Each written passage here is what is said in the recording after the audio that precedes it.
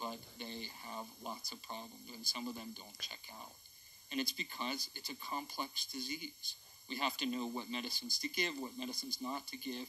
We have to make sure the medicines are given on time every time. We need to understand the test. We need to understand, how to help the patients within that setting. And so one of the secrets is you have to survive the hospitalization. And so we got together as a group of centers of excellence. We have 43 centers of excellence at the Parkinson Foundation all over the world, and we wrote a whole bunch of papers. You know what happened? Nothing. Because when groups of doctors get together and they write papers, nothing happens. There's no public health relevance to that. So we have to do something. And so what we decided to do was we decided to build these kits. And so Florence Nightingale said the first requirement in a hospital is that it should do the sick no harm.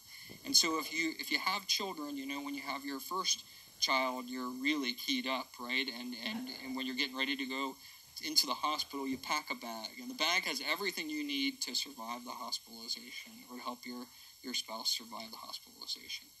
And we need to do the same thing for our Parkinson patients. So we've given over 50,000 of these out. They're free. You can call the number. You can get online to Parkinson Foundation. They have a bracelet.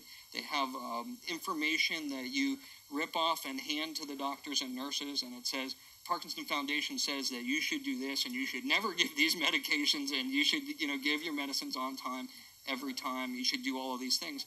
And people get afraid. And so what happens is they get afraid. They say, well, I'm going to get sued if I don't do this because, Parkinson Foundation said this. And so it helps patients to understand how to navigate. And even in the worst circumstances, the other things we tell patients are tell the doctor to write an order in the chart, particularly if you have a good caregiver or care partner, that says you can administer the medications because you're going to be better than they are at administering the medications. And in fact, when we looked at this in research, 3 out of 4 patients weren't getting their medicines on time or weren't getting their medicines at all, okay, in this setting. And so it's so important and such a secret, and we've seen too many tragedies happen. And so as we begin to move forward and take care of patients, we now have moved into preventative mode.